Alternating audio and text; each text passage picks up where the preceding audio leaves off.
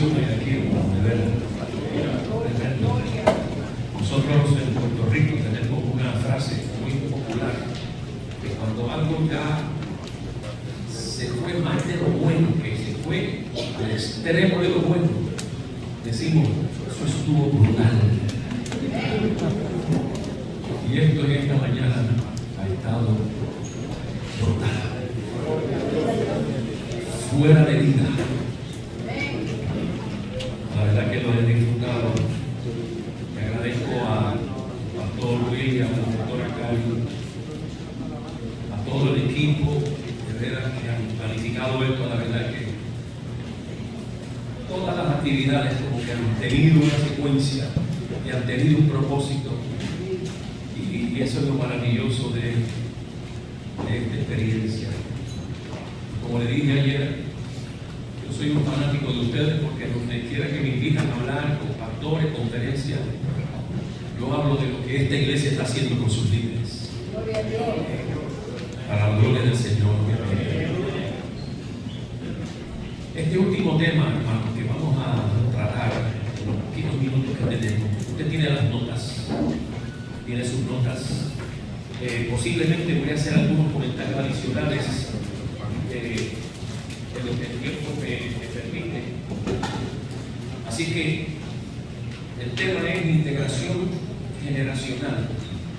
Hablamos ayer por la mañana de la importancia, ¿no?, de tener una perspectiva espiritual como la tuvo Nehemías, de una obra grande.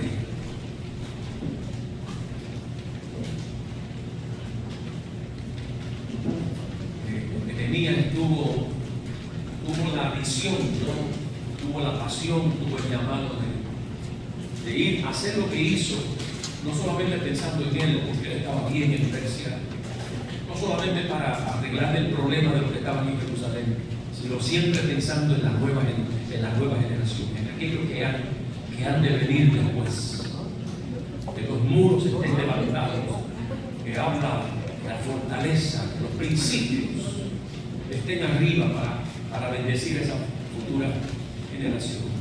Para una obra grande, dijimos que se necesita también creer a un Dios grande, y se necesita el esfuerzo de todos, y que nunca se pierda la perspectiva de que esta tarea es una tarea espiritual. Hoy queremos simplemente, como decimos a veces en el ardor popular, queremos aterrizar cómo integramos a esa nueva generación, cómo la integramos. Yo quiero que usted piense no tan solo en sus hijos, pero piense en los hijos de sus hermanos como si fueran los suyos también. Los jóvenes de la iglesia son nuestros jóvenes. Esa es la visión que debemos tener. Y cuando un joven, que aunque no sea su familia, se nos está extraviando, hay que sentirlo como si fuera el propio nuestro. Y hacer algo a favor de ese joven, de ese niño, para tratar de integrarlo de nuevo. Uno de los versos, y usted lo puede apuntar por ahí, usted tiene la cita, aparece en el Evangelio según San Juan. Entiendo yo que es el último capítulo 21, creo que es el capítulo 20, en donde Jesús confronta a Pedro, después que Pedro lo negó. Es la primera vez que Pedro va a ver a Jesús resucitado. No lo había visto crucificado, porque Pedro lo había negado, y luego se fueron para la Galilea. Así que Juan graba esa escena, la trae, el primer encuentro que tiene Jesús con Pedro.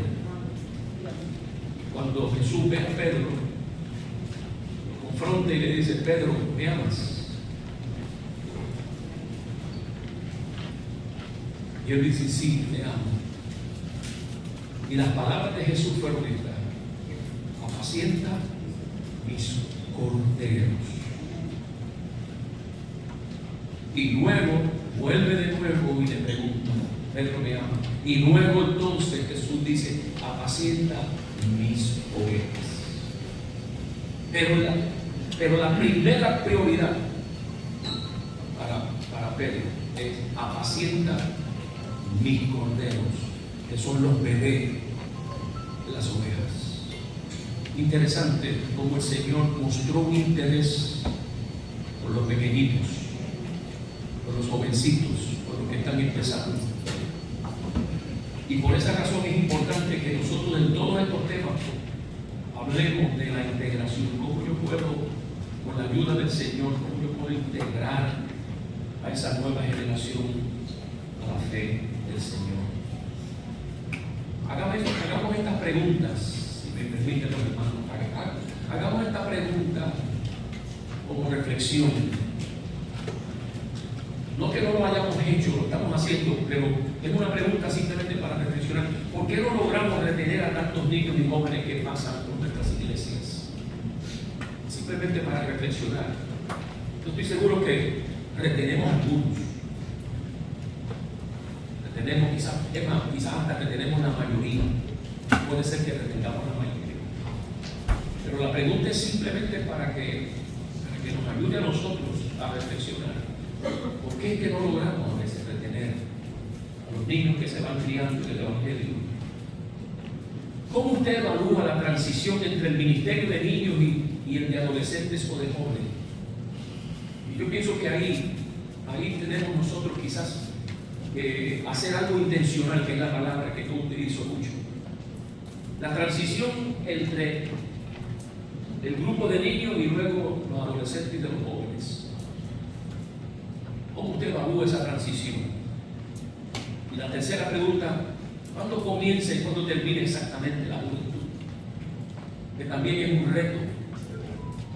Cuando el niño ya tiene 12 años, 13 años, como que no quiere ya estar con los niños. Y a veces eso, si no lo sabemos manejar, ahí también puede ser que haya un momento de pérdida, de confrontación. Y aún nosotros padres, criando a nuestros hijos, a veces nosotros no sabemos cuándo ya ese nene no es un nene, no es un bebé, no es un niño. Y hay que empezar a adquirir destrezas para manejar los retos de ese adolescente que va despertando.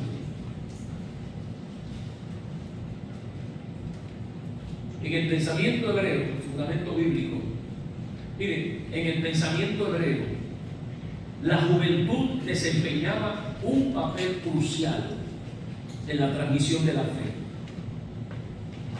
El tener hijos en la comunidad hebrea no era simplemente qué bueno que tuve un bebé. Obviamente nosotros, la cultura occidental, nosotros celebramos los bebés, celebramos nuestros hijos, los celebramos porque es un don de Dios, etcétera, etcétera. Pero si usted estudia la cultura hebrea, para ellos el tener hijos era algo divino.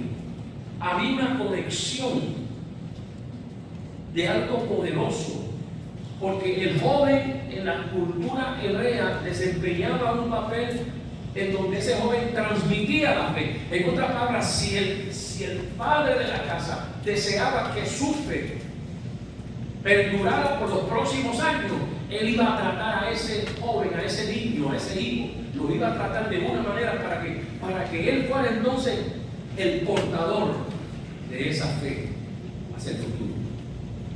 La pregunta es, ¿nosotros vemos a nuestros hijos de esa misma forma? Con ese propósito divino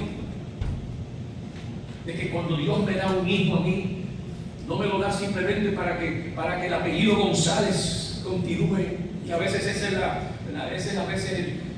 nos dejamos llevar por el espíritu del siglo y lo nuestro es que siga con los González. La pregunta es si cuando Dios me da un hijo, cuando yo tengo una hija, si la voy a criar de forma tal para que se convierta en la portadora de la antorcha de la fe a las próximas generaciones. Era la preservación de la identidad cultural. Al pueblo de Israel les convenía tratar bien a ese joven. ¿Por qué? Porque el futuro de su cultura y de su tradición dependía de ese joven y de ese niño. Y también se desempeñaban en el fortalecimiento de la comunidad, la preservación de la comunidad. Así que su rol estaba profundamente conectado con la familia, la educación y la responsabilidad social.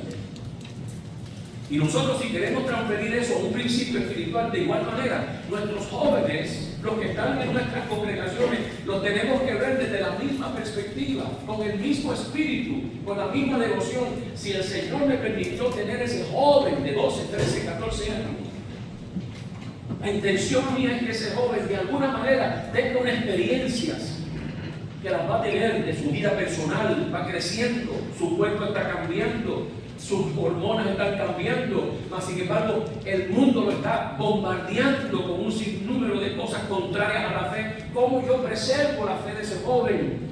¿Para qué? Para que el futuro de Canaán siga sólido y fuerte en las futuras generaciones hasta que Cristo venga. Ese sería para nosotros un gran objetivo. Y el pueblo de Israel estaba pero bien claro que si el futuro de su nación dependía precisamente de eso, ellos iban entonces a buscar la manera de que en todas las áreas, la educación, la familia, lo religioso, la comunidad, que en todas las áreas hubiese algo que pudiera inspirar a ese joven a mantener esa fe en Jehová. Veamos algunos puntos entonces. Los vemos como transmisores de la fe y de la tradición. La juventud era vista como el canal principal para perpetuar las enseñanzas y las tradiciones de la fe. De esa misma manera nosotros tenemos que ver a nuestros hijos. La Torá, o sea, la Biblia del pueblo judío, instruía a los padres a educar a sus hijos en los caminos de Dios. Eso es importante para nosotros. Usted tiene el verso ahí, Deuteronomios capítulo 6, versos 6 y 7. Y estas palabras que yo te mando hoy estarán, diga conmigo, estarán. No es una opción, no es una recomendación, es una orden. Estarán sobre tu corazón y las repetirás. Primero tienen que estar ¿dónde? En nuestro corazón. Estas palabras primero tienen que tener un efecto en nosotros. Las tenemos que creer, las tenemos que enseñar, las tenemos que de alguna forma asimilarlas en nosotros, para luego entonces y las repetirás a tus hijos y hablarás de ellas estando en tu casa. ¿Hablando dónde? En la casa. Nuestra primera responsabilidad, si queremos que nuestros hijos se conviertan en transmisores de la fe, no es depender que la iglesia haga el trabajo, es que nosotros en nuestras casas hagamos el trabajo. Por eso yo felicito a esta iglesia por la célula y los grupos pequeños, hermanos, porque eso es ahí en la casa, en el hogar. Ahí ese joven entiende y comienza a experimentar la palabra del Señor. Dios ordenó transmitir su palabra a las próximas generaciones. Es una orden, la vas a repetir a tus hijos. Y aunque pequeñitos quizás no entiendan mucho, hermano, nosotros tenemos que confiar en el poder de la palabra de Dios. Esta Biblia, hermano, que está escrita, esto no es palabra muerta, esto es palabra viva. Hebreos 4:12 lo dice. Porque la palabra de Dios es ¿qué? Viva y eficaz. En otras palabras, no es como leer un periódico. No estamos leyendo la Biblia como se lee el periódico, no. Cuando se lee esa palabra, uno la lee con esa devoción de que esto es palabra de Dios. Y aunque el niño quizás no entienda todavía, pero permita que ese niño lea también la Biblia. Como le dije ayer, en los viajes que hemos hecho en Israel, esa parte a mí, cada vez que vamos al muro de los lamentos y coincidimos con las celebraciones de ellos, a mí me fascina, hermano, cómo ellos celebran que ese niño a los 12 años lea la Biblia por primera vez. Yo decía, si nosotros en la iglesia pudiéramos repetir eso como así como celebramos nuestros cumpleaños y aniversarios, pudiéramos decir, hoy los niños de 12 años van a ir a leer la Biblia y para que ellos vean que es algo grande, nosotros aplaudirle con un ruido, cosa de que yo diga, wow, yo no sabía que esto era tan grande. Sí, él es grande. Estás leyendo la palabra de Dios.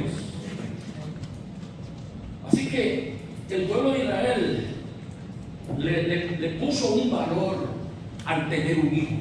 Le puso el valor de que ustedes son transmisores de la fe y de la tradición de este pueblo.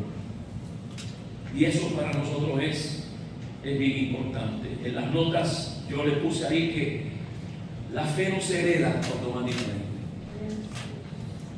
La fe no se va a heredar. Por el hecho de que usted le sirva al Señor, no crea que por el hecho de que usted le sirva al Señor, automáticamente a ellos también, no.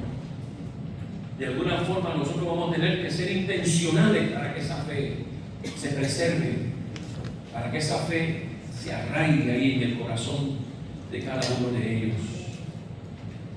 Y la comunidad de fe es responsable de formar los nuevos creyentes. Somos nosotros los que tenemos la responsabilidad de formar a ese joven, a ese nuevo creyente, y lo formando en las experiencias que tiene. Eso es lo hermoso del Evangelio, hermano, que el Evangelio no se desconecta de la realidad de la vida. Es en medio de las tragedias que vivimos, es en medio de las decepciones que vivimos, es en medio de las luchas que vivimos, que ahí es que donde el Señor aparece y nos da la mano, y el Espíritu Santo va caminando con nosotros.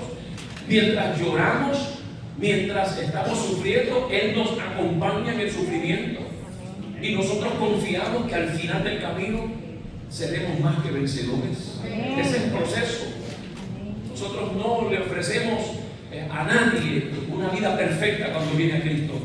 Ese sería un engaño, una decepción. Ni el Señor se atrevió a hacérselo a los discípulos.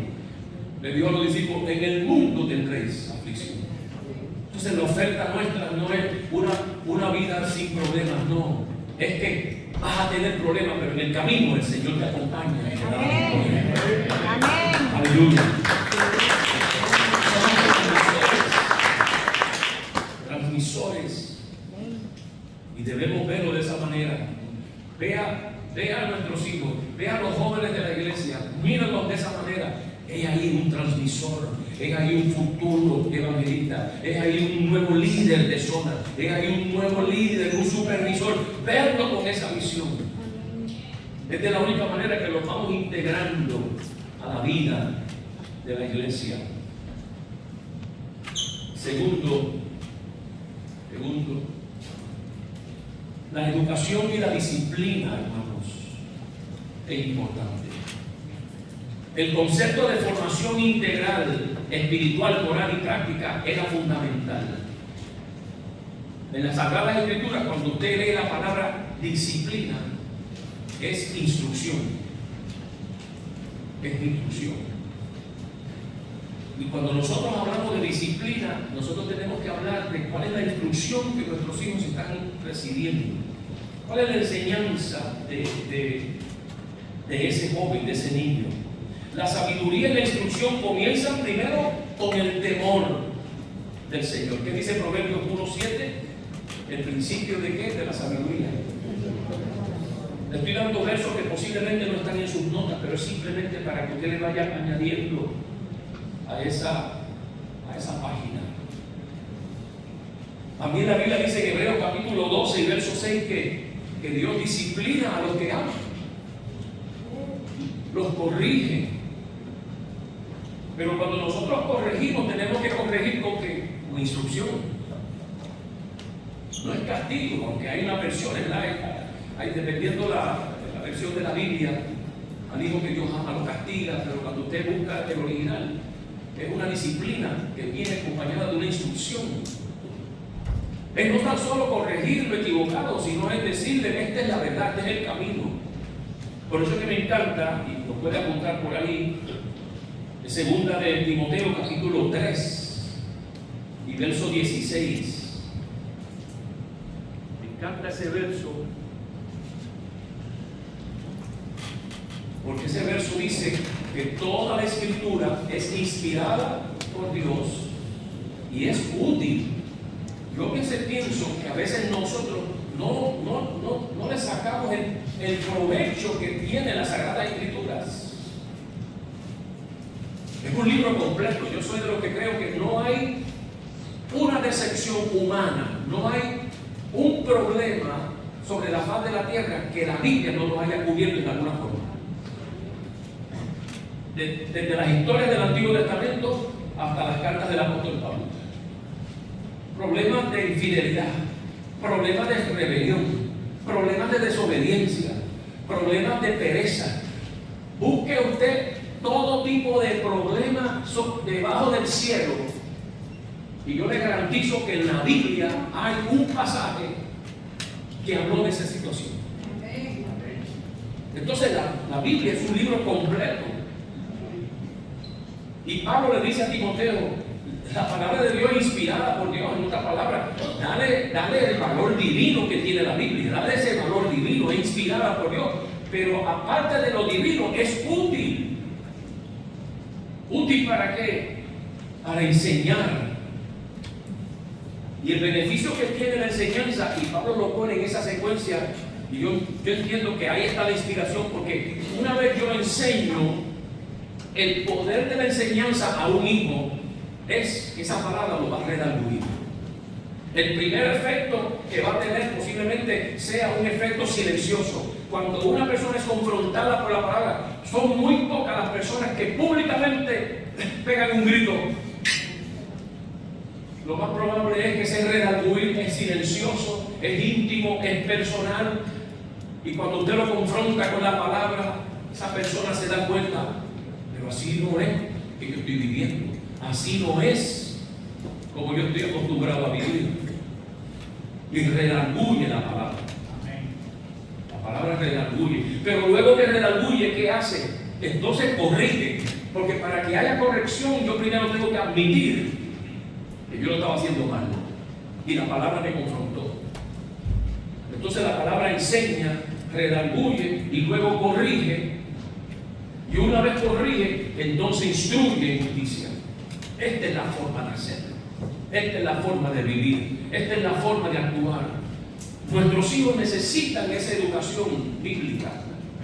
Necesitamos volver de nuevo a la palabra y volver de nuevo a enseñarle a nuestros hijos.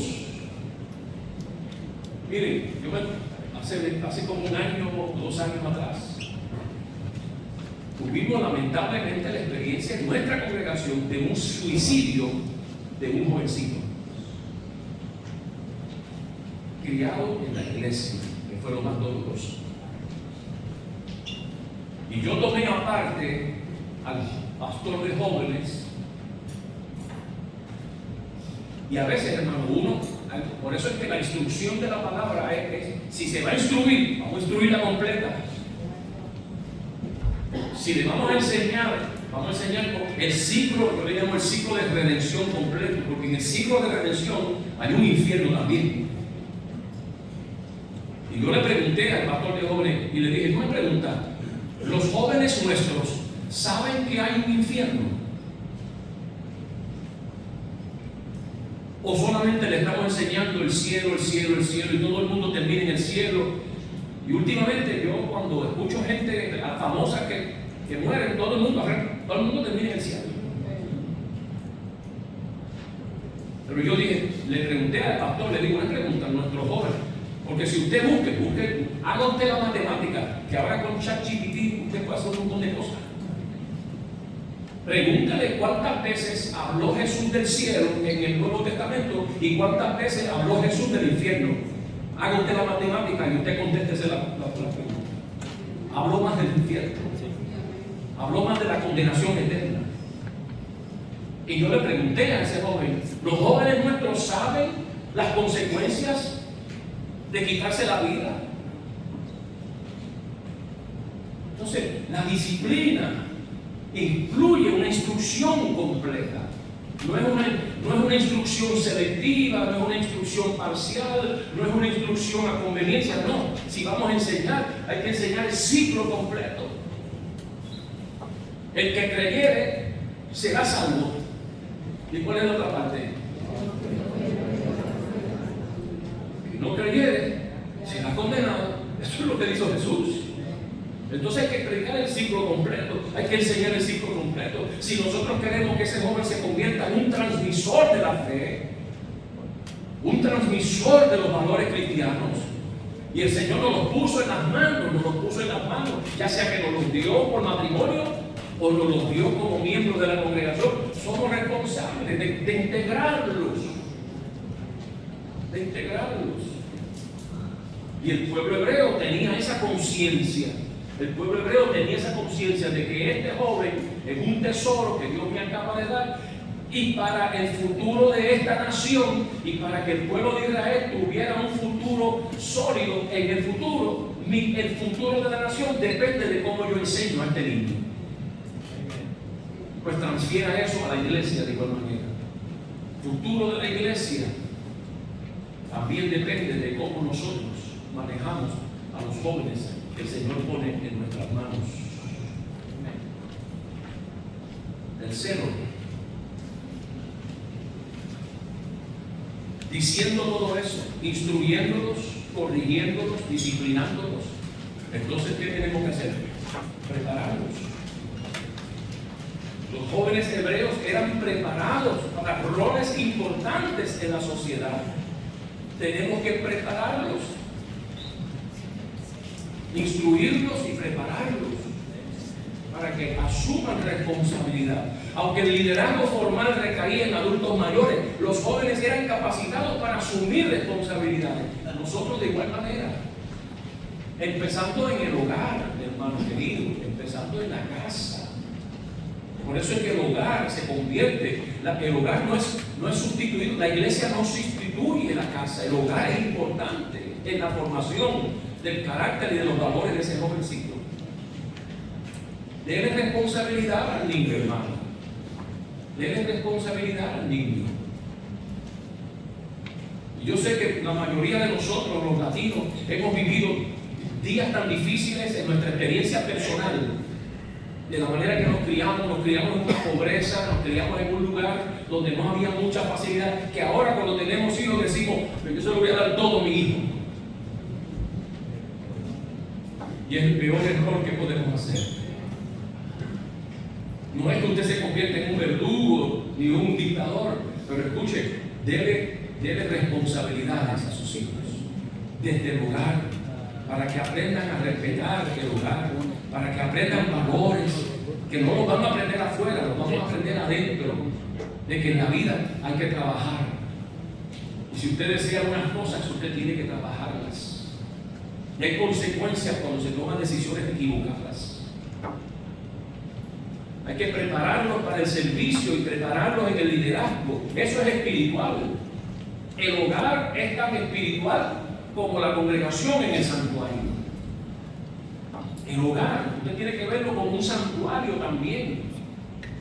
Y decir, en este hogar, en la atmósfera, el Señor gobierna.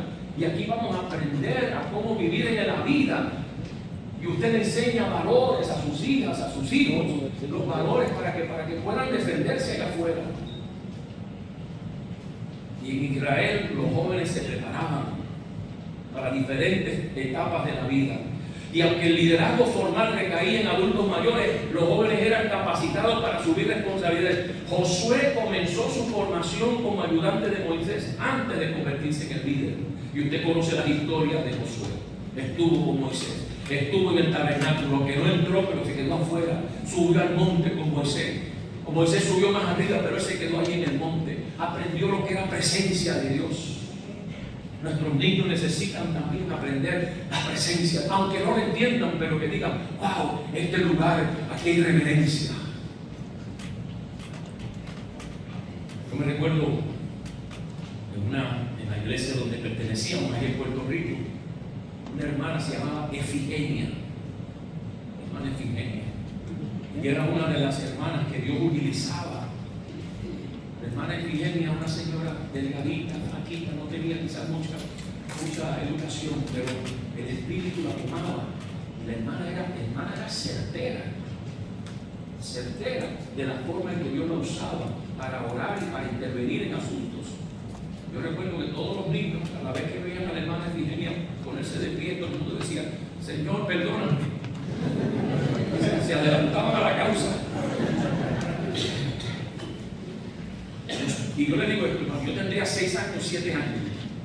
Yo no entendía todo el asunto de los dones del Espíritu, y yo no entendía nada de eso. Yo no tenía la teología para entender dones, ni frutos, ni nada de eso. Pero yo sí entendía, yo no sé lo que está pasando aquí, pero esto aquí es santo. Lo que está pasando aquí es santo. Por lo menos hasta ahí llegaba mi teología como niño. Lo que yo estoy viendo, esto es santo. Y yo pienso que nosotros también, de alguna forma, tenemos que enseñarle a nuestros hijos que hay presencia de Dios. Y enseñarle, mire, cuando estamos en un ambiente de adoración, este ambiente es santo. Dios está aquí y Dios puede ser, en este lugar se pueden sanar enfermos, se pueden sanar cancerosos, en este ambiente se pueden sanar hogares, en un ambiente como esto Dios puede hacer cosas poderosas, por lo tanto esto es un ambiente santo. Por lo menos enseñarle a nuestros hijos que esto es un ambiente santo. Hay que prepararlos. Josué fue preparado. Jeremías fue llamado por Dios a profetizar desde la juventud, y usted tiene el verso ahí, Jeremías 1, verso del 6 al 7. Hay que enseñarle a nuestros, y esto es adicional, pero que el liderazgo, nuestros jóvenes que aspiren, y cuando los vamos preparando para el liderazgo, que ya tienen sus 14, 15 años, me agradó ayer lo que escuché, de que hay como 90 jóvenes que son los que están capacitando a una cantidad enorme de niños. Es una victoria. Una victoria. Ya están tomando esa responsabilidad de transmitir esa fe que ellos tienen en niños pequeños. Y parte de esa enseñanza es que hay que decirle a nuestros jóvenes que si uno quiere avanzar en el reino de Dios, se comienza sirviendo. Se comienza sirviendo. Si usted quiere de verdad lograr que Dios lo use en cualquier etapa que usted entiende que Dios lo puede usar, ¿sabe cuál es el secreto? Empieza a servir. Empiece desde abajo. Haga algo en la obra de Dios. Involúquese. Y usted y yo enseñemos a aquellos que están debajo de nosotros a que el servicio es lo más grande para Dios. Jesús dijo que el que quiera hacerse grande será vuestro servidor. Esteban, que fue el primer mártir, con una predicación, de hecho la predicación de, yo a veces digo, la predicación de Pedro en el capítulo 2 de los Hechos estuvo tremenda, ¿no? Porque estuvo ahí Pentecostés y el hombre predicó y se convirtieron en 3.000 almas. Pero la otra predicación que a mí me impresiona, que es bíblica, teológica, que está escrita prácticamente completa en el capítulo 7 de los Hechos, es la predicación de Esteban. Pero miren, certera, como ese. Pero usted sabe cómo empezó, sirviendo las mesas. La primera tarea que le dieron a Esteban fue repartir comida a las viudas. Si llega a ser uno de nosotros, si yo digo, no, espérate. Yo el conocimiento que yo tengo, a mí me tiene que poner al frente. Porque yo tengo y tengo esto y tengo esto. Pero con todo el conocimiento que tenía Esteban, cuando le dijeron, te necesitamos como diácono. Sí. La primera tarea es, vayan a repartir comida a las viudas griegas. ¿Está dispuesto? Sí. Y dijo que sí. Y repartió, no sabemos cuánto tiempo, pero en el momento cuando Dios necesitó un predicador que defendiera la fe y no le tuviera miedo a la muerte, ahí estaba Esteban. Y Dios lo usó. Y tuvo el privilegio de que cuando le estaban apedreando, se abrió el cielo y Dios le dijo, mira lo que te espera. Aunque mueras aquí abajo, pero te espera un Salvador que te vaya a morir.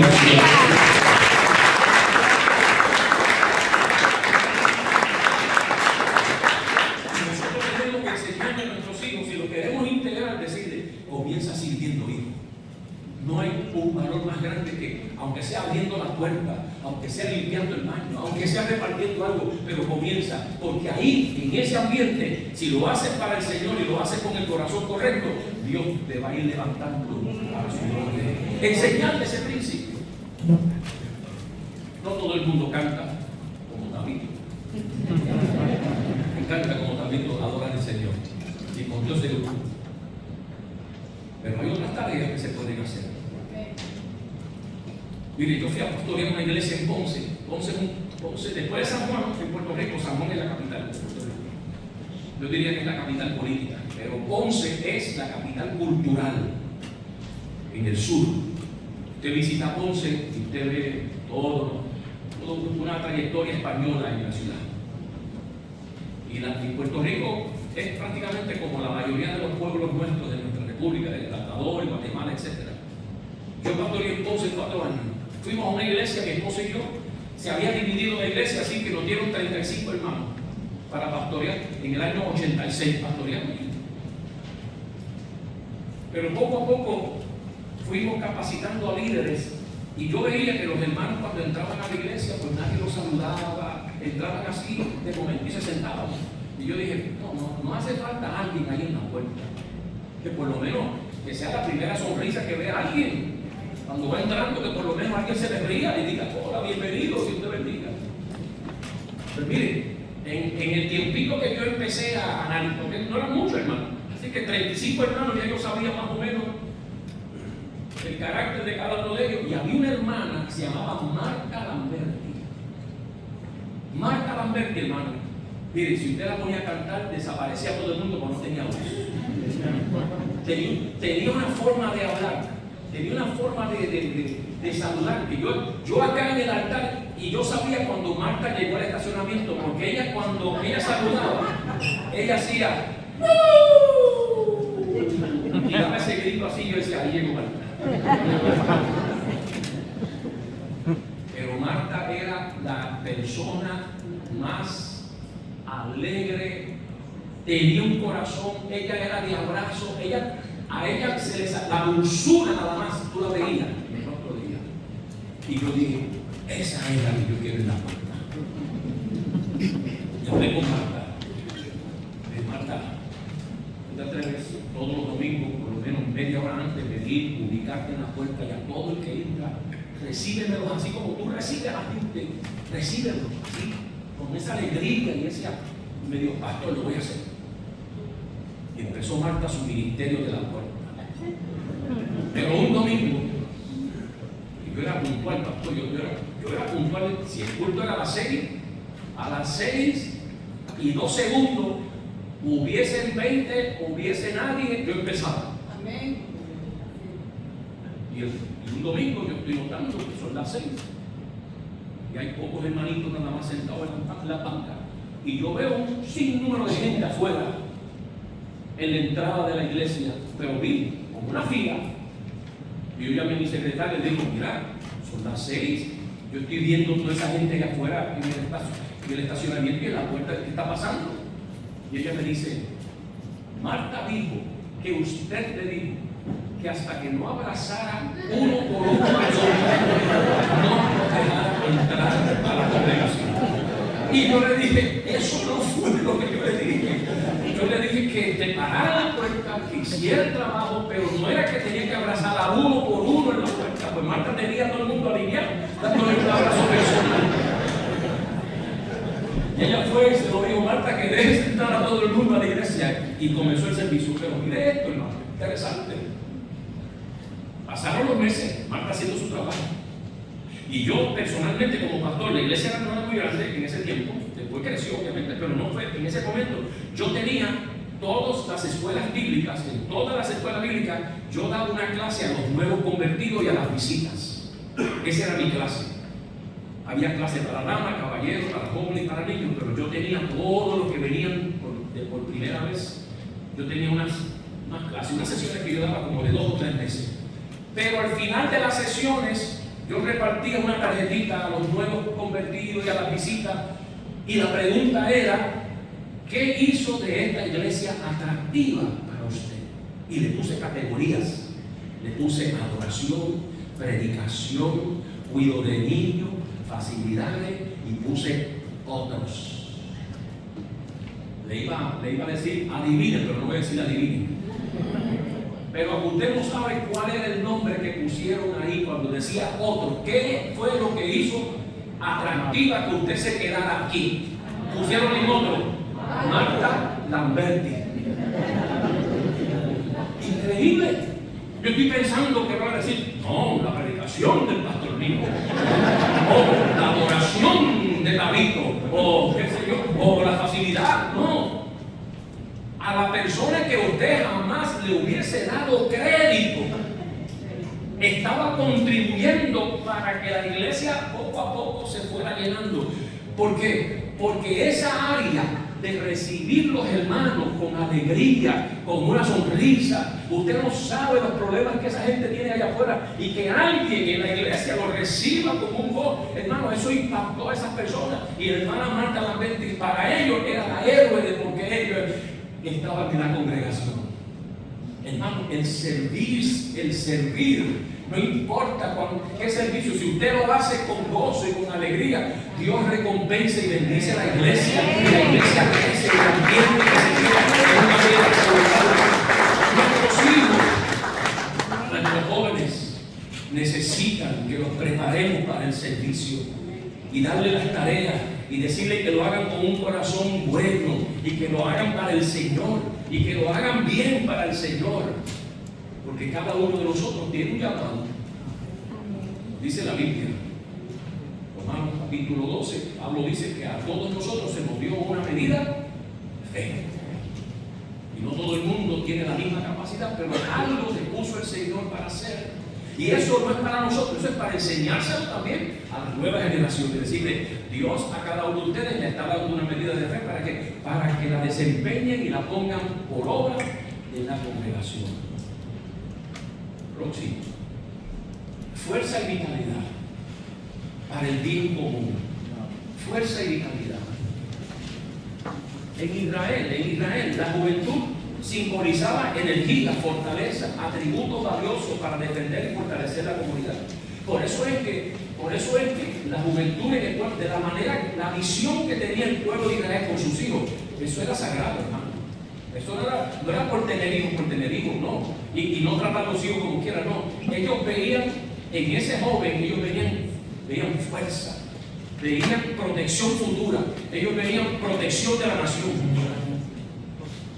Y ese joven se dependía del futuro de esa nación. Por eso que en el Salmo 127, el salmista decía, como saetas en manos del valiente. El salmista los estaba viendo como un arma poderosa. Así son los hijos ávidos en la juventud. Son fuerzas. Los jóvenes eran vistos como un recurso vital para la protección y el avance del pueblo. Y yo soy de los que pienso que hay que aprovechar esa fuerza de la juventud. Hay que aprovecharla, ese conocimiento, esa capacidad que tiene el joven de hoy para la tecnología. Hay que aprovecharlo, integrarlo de alguna manera. El apóstol Juan, en la primera carta, este verso posiblemente no está ahí, pero apunte primera de Juan 2:14, cuando Juan escribe esa primera carta, él intencional, aparte de que le escribe también a otro, él dice, os escribo a vosotros jóvenes. ¿Sabes por qué? Porque soy fuerte. Porque soy fuerte. Y Juan está entendiendo que la iglesia necesita un sinnúmero de capacidades, pero necesita la fortaleza del joven. Y en una iglesia donde se cultiva la juventud hay fuerza y vitalidad. Y lo estamos viendo aquí entre nosotros en este retiro. A Jeremías en el capítulo 1 y verso 7, Dios le dijo, no digas que tú eres un niño. En otras palabras, no debemos menospreciar, ¿verdad? No debemos menospreciar la juventud. Eclesiastés 12:1, acuérdate de tu creador, ¿cuándo? En los días de tu juventud. Eso quiere decir que en todos estos versos de la Biblia, cuando usted los compone y los hace uno se da cuenta de que Dios anima al joven y reconoce al joven y reconoce la importancia de ese joven en la comunidad del Señor. ¿Cómo podemos nosotros aplicarlo?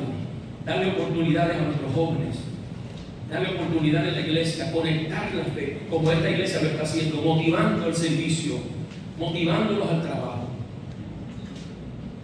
Próximo, para ir rapidito.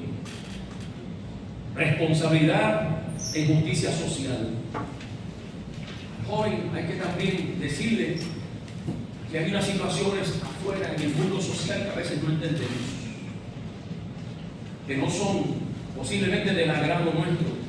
Y me tomo la libertad de decir, pues ahora mismo quizás en Estados Unidos estamos viviendo un tiempo un poco complicado que afecta a las comunidades nuestras y latinas. Y yo estoy seguro que muchos jóvenes quizás no se lo compartan a usted, pero quizás le está preocupando el asunto. Y nosotros tenemos que de la misma manera prepararlos. En el pensamiento hebreo también implicaba la formación de los jóvenes en justicia y compasión.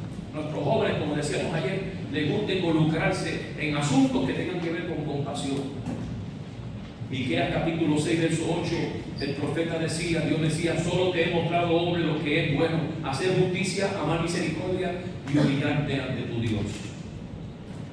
Nosotros necesitamos también enseñarle a nuestros hijos su responsabilidad ante la sociedad, decirle a quiénes somos, cuál es nuestra historia, que ellos también vean la seriedad de lo que está sucediendo alrededor nuestro y que ellos también de alguna manera puedan opinar. Hay muchos jóvenes que ahora mismo no saben qué decir, no saben, hay como una confusión en el mundo, pero nosotros tenemos respuesta, Dios nos da respuesta. Somos sus hijos, somos su pueblo, Dios nos trajo a este lugar con un propósito. ¿Cuál va a ser el futuro? Solamente el Señor sabe, pero preparar a nuestros jóvenes para que puedan enfrentar también las situaciones difíciles que posiblemente van a venir sobre nosotros.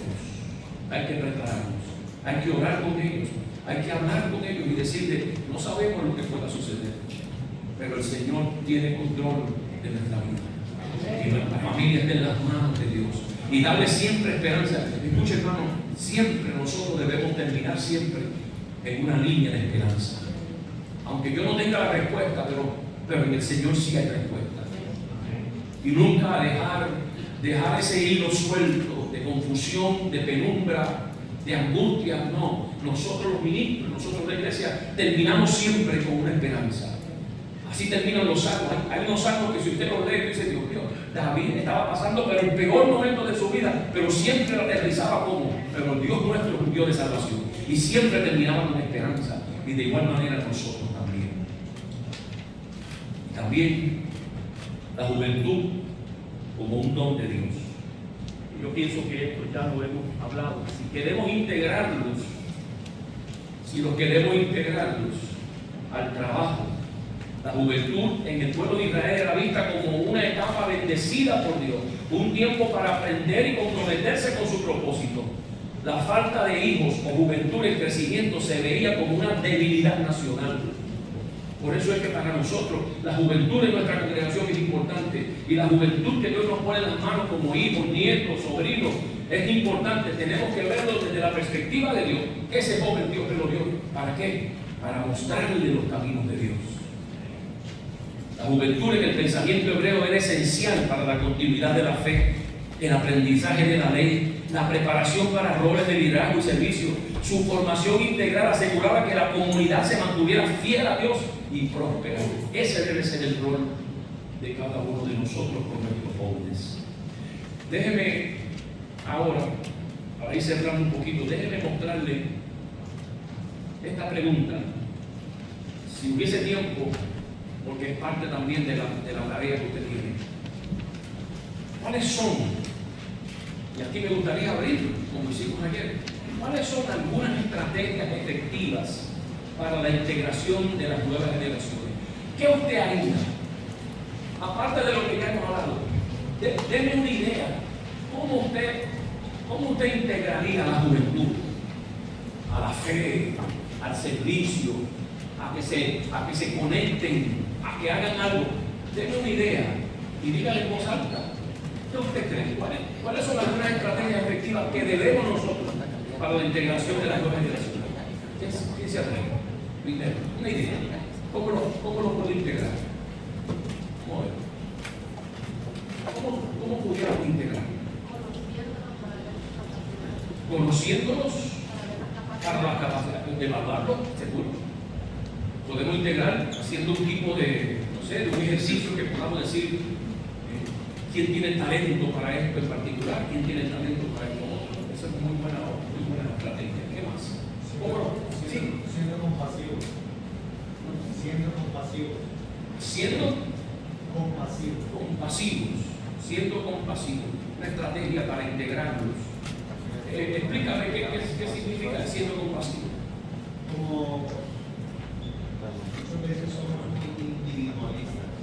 Nosotros nos interesa como individualistas. lo que vivo mucho Vivimos para la nosotros. necesidad de los Muy bien. cuando yo momento con hacerlo con pasión, entender la necesidad que tiene la otra persona, o de integrarnos también para poder entender que no solo esa persona tiene un problema, sino que también puede haber otro que está en la misma situación y pueda usar eso para integrarnos. Muy bien, muy bien.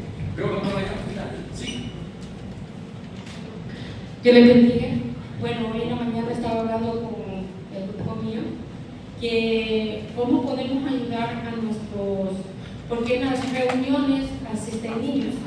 Entonces nosotros como adultos, como líderes, solo nos referimos a los padres, saludamos a los padres e ignoramos a nuestros hijos. Entonces, y todos somos miembros, empezando desde el más pequeño hasta el más grande. Lo podemos involucrar dándole que lea un texto bíblico o haciéndolo participar en la reunión o diciéndole que cómo podemos agradar a Dios si tienen una alabanza. Nosotros podemos empezar con ellos dándoles que una alabanza de adoración a Dios. Poco a poco entonces ellos van a ir viendo el ejemplo que nosotros le estamos dando y lo estamos haciendo participe en la reunión. Entonces yo digo que eso puede ayudar mucho. Muy bien. Muy bien. Gracias, hermano. Sí, ya. Estamos hablando de ideas, de estrategias para integrar a las nuevas generaciones. Tal vez no subestimando a la juventud, que nosotros también podemos hacer lo que como miembros, como dicen que la iglesia necesita personas grandes en sabiduría y las personas que estamos creciendo en sabiduría.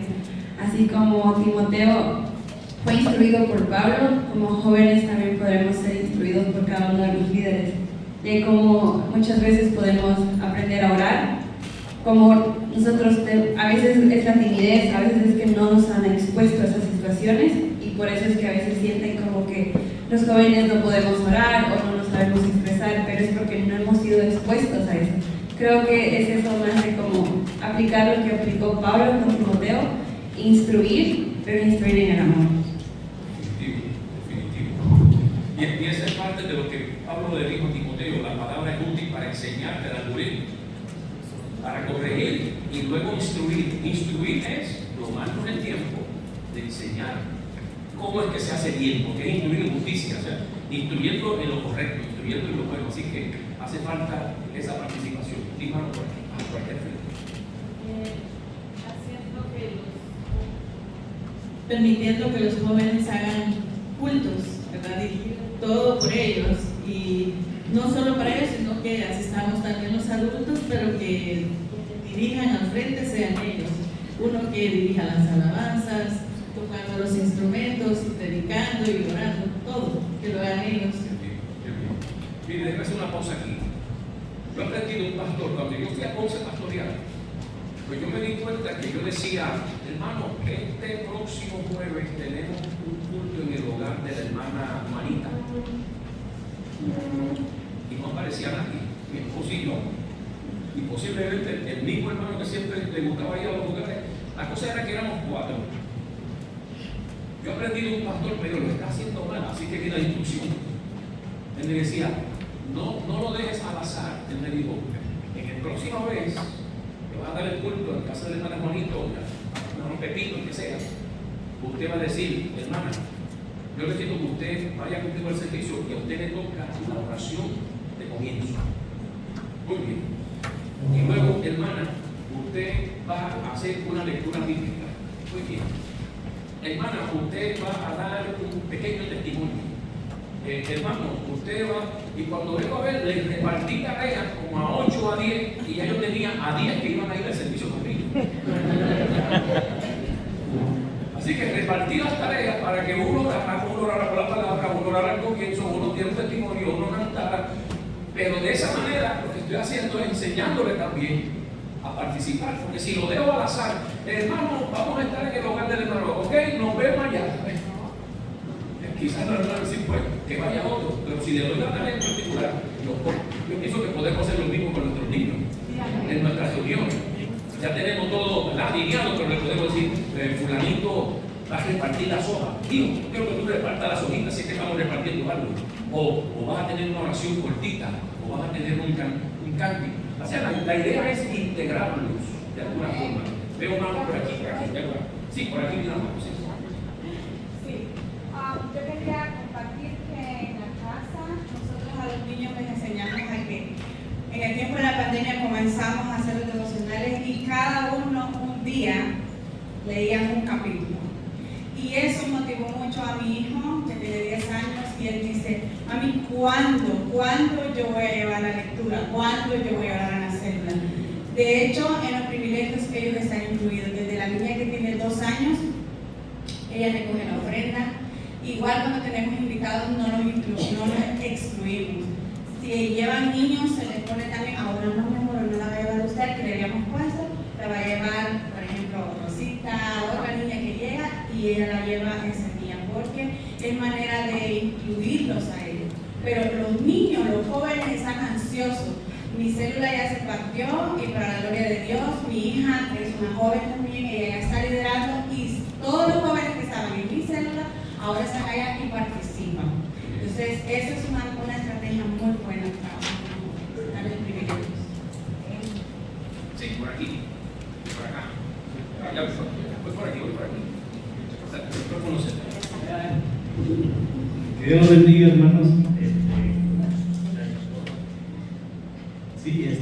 Esa pregunta es bien interesante para mí. ¿Cuáles son las estrategias efectivas para la integración de las nuevas generaciones?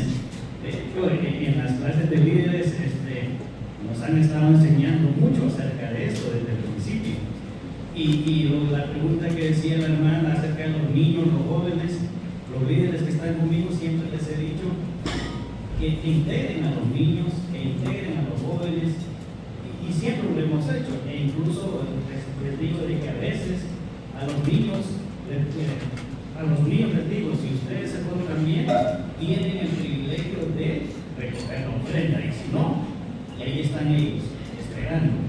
Y entonces es una manera de poder integrarlos. Pero ahora, si hablamos de jóvenes que no llegan a la iglesia, ¿cómo nos podemos integrar? Entonces, yo creo que cómo nos podemos integrar, viene el papel del líder y viene el papel del anfitrión. Depende de cómo lo reciba el anfitrión, ese joven va a querer llegar. Y en la iglesia, siempre yo tengo hijos adolescentes y les digo, muchas veces llegan jóvenes un poco tímidos y no quieren hablar, y les digo, vayan ustedes y empiecen a hablar con ellos. Porque con los adultos, muchas veces a los jóvenes amigos que llegan por primera, segunda vez a la iglesia, se sienten intimidados. Entonces ahí viene el papel como padres de tratar de involucrar a nuestros hijos, a que ellos se acerquen a los jóvenes nuevos que están llegando a la iglesia, y también un adulto se puede acercar y tratarlo de una manera que él se sienta confortable también. Entonces, yo creo que esa es algo muy importante para todos los que estamos aquí, de preocuparnos de hacer que ese joven nuevo que llegue a la iglesia se sienta bienvenido, así como la hermana Marta Langartini lo hacía. por aquí, no hay del pastor, sí, por aquí. Quiero decir algo que es muy importante acerca de dar oportunidades a los niños, acerca de enseñarlos y darles oportunidades. Yo lo vivo en mi hogar, en mi experiencia propia con mis hijos. Yo les enseño a adorar a Dios y les doy oportunidades para que ellos adoren. Y una de mis sorpresas es cuando vamos a hacer el devocional en la noche, les pregunto a mis 3 hijos, ¿quién quiere empezar a orar? Y mi hija de 5 años dice, yo quiero empezar primero. Eso es lo que quiero decir. Qué bien, qué bien.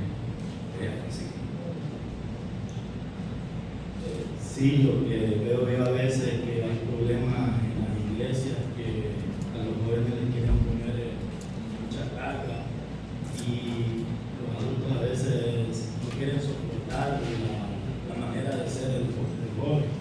Por ejemplo, hay unas iglesias que los ponen como a cierta manera de vestir y tienen que hacer esto, entonces ellos aguantan por cierto tiempo y después se alejan. Entonces, la manera es cómo poder soportar la la manera de ser de ellos y poderlos entender. Porque a veces siempre llegan y se van por cierto tiempo. Entonces, no simpatizamos y ponemos esa carga en ellos queriendo, ¿verdad?, de que quizás verlos santos y no aguantan, ¿verdad? No aguantan todo, quizás lo sienten muy pesado. No sé, entonces, la pregunta también sería cómo podemos llevar esa situación. Sí, y no es fácil, hermano, la contestación no es fácil. Yo diría que yo soy resultado de un pastor que tuvo paciencia conmigo. Usted me ve aquí en el púlpito, ¿verdad?, y en pastoreado y todo eso, pero cuando me crié, yo no era el más santo en la iglesia. Los hermanos que me conocen, bueno, la mayoría de ellos ya tienen la gloria, pero no puedo identificar. Pero no quería hacer la iglesia. O sea, yo llegué el tiempo, obviamente, que yo hasta rechacé la fe. Porque el adolescente como tal, por naturaleza, primero tenemos una naturaleza caída. A menos que Cristo y el Espíritu Santo nos nazcamos de nuevo, esa naturaleza está ahí. Y va a seguir ahí, aún después de haber nacido de nuevo, porque es la carne contra el Espíritu. Yo no entendía nada de eso. Y obviamente yo me crié y hubo un momento que me rebelé, pero fuerte. No solo me rebelé, sino que traté de complicarle la vida también al pastor, en muchas áreas. Estoy hablando de mis 15, 16, por ahí. Pero tuve un pastor que tuvo paciencia conmigo. No puedo decirlo de otra manera. Yo recuerdo en una reunión de negocio, una reunión de negocio de la iglesia, que el pastor había citado para darnos informes y unas cosas. El grupo mío, que teníamos 15, 16, nos sentamos a la parte de atrás y teníamos nuestra propia fiesta allá atrás. Y yo recuerdo que un hermano, que también tenía su posición de diácono, fue y prácticamente nos dijo: si no se callan, lo voy a botar de aquí. El asunto es que nosotros seguimos en la fiesta nuestra y vino el diácono y nos dijo: levántese todos, y nos levantamos. Que nos sacó para que no interrumpiéramos y qué sé yo, nos sacó. Y mientras nos estamos levantando para irnos, el pastor gritó desde allá: ¡no! Y le gritó, paró el negocio y dijo: no, por favor, no me lo echen. Yo todavía recuerdo eso. No me lo echen, por favor, porque por lo menos aquí están salvos. Amén. Yo no sé lo que pueda pasar allá afuera, pero déjenme. Eso impactó, hermano, al día de hoy en mi vida. Yo escuché eso, aún en mi rebelión, aún en mis peleas y en mis cosas, pero esa palabra pastoral, la recuerdo como ahora. Y el hermano tuvo que dejarnos allí sentados. Pero todavía recuerdo lo que yo pude percibir es ese corazón pastoral. Estoy hablando, esto pasó en la ciudad de Nueva York, estoy hablando de que ¿qué hubiese pasado si nos sacan? Porque estábamos viviendo en el Bronx. Estamos hablando de los años 60. Estamos hablando de como las 8 o las 9 de la noche. Si nos hubiese sacado para afuera, el pastor tuvo la visión de decir: no me lo saquen para allá afuera. Él pudo ver más allá de lo que inclusive yo pude ver y de lo que se nos vio. Y esa voz pastoral afectó mi vida al punto de ser. Señor, todavía recuerdo la voz. Así que un líder con su paciencia puede afectar la vida positiva de un joven. Y quién sabe, ese joven se convierte, no sé, en un líder, en una persona.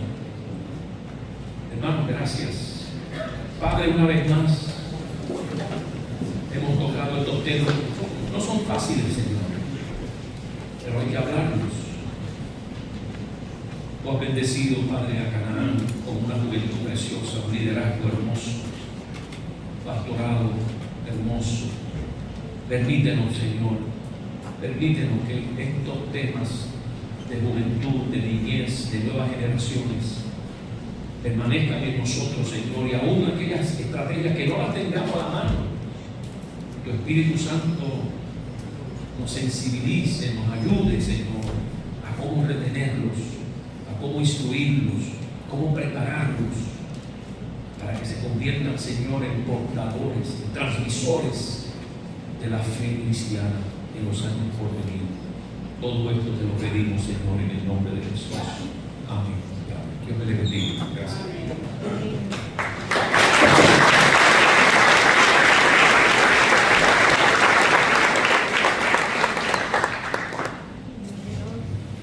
Bueno, hermanos, casi estamos al final.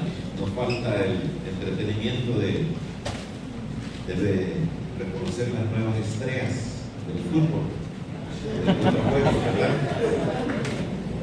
Tenga cuidado, no se vaya a ir a dañar una rodilla, un tobillo, y vaya a decir, el diablo. Si no ha calentado, si no está preparado para jugar, no juega, ¿verdad?